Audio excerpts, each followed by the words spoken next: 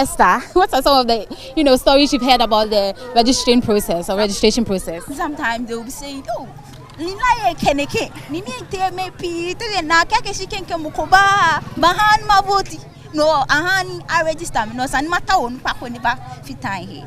Esther is saying that people say that, oh, when they go, the line is so long. So unless you find like an older person before you can finally get to vote. That she says is her experience or things that she has heard about, the registration process. Now you, Michael, what have you been hearing? Okay, what I usually have been hearing that people are normally not 18, but people usually force to bring them to the registration center to be registered so that they can get the opportunity to vote because they need more votes in their parties.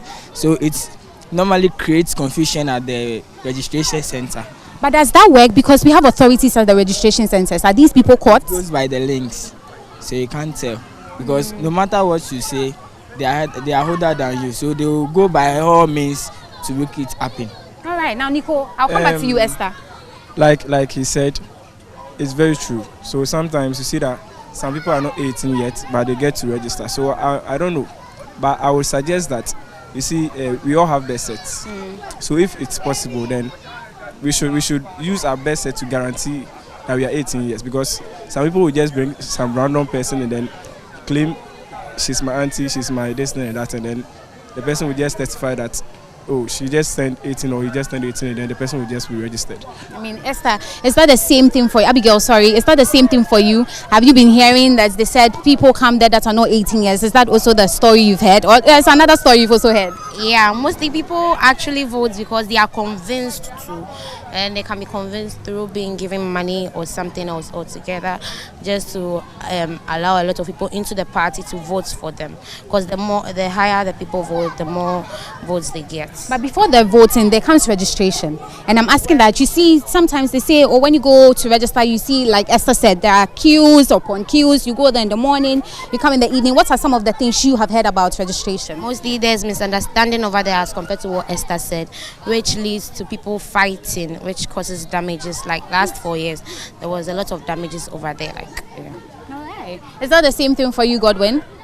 Yeah, and what I've also witnessed and heard is you have to go there early. People usually use chairs, stones to queue. Yeah, so like when you go and meet those stones and chairs there, they will be expecting you to stand behind those chairs and stuff. So when they come and they see you have bypassed the stones, they will actually fight you, which I think is no good. They should be there themselves. There's misunderstanding. I see that. And you, is that the same thing for you? Also, I've also noticed a different thing altogether.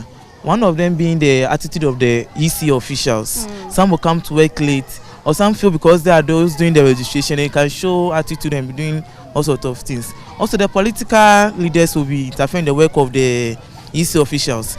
They think they have brought their people.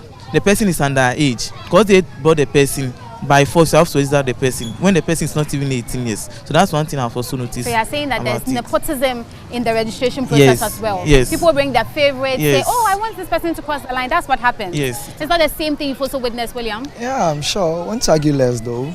Yeah, it's the same thing. It cuts across in various ways. And even sometimes I noticed the very first time I wanted to, pass by there and, to have a view of what is going on. And I noticed the woman was just, I think around the police station, the woman was just insulting one of the polling agents. Why? Because he said that he's been here and the person is supposed to know that she's already been here. So, I mean, it's a whole dramatic thing that goes on there. But then I haven't gone through yet, but I'm hoping to see how. Okay. Like what my brother said, sometimes it also leads in confusion by the other people will be saying in registration center they go by partism, which is not supposed to be happening.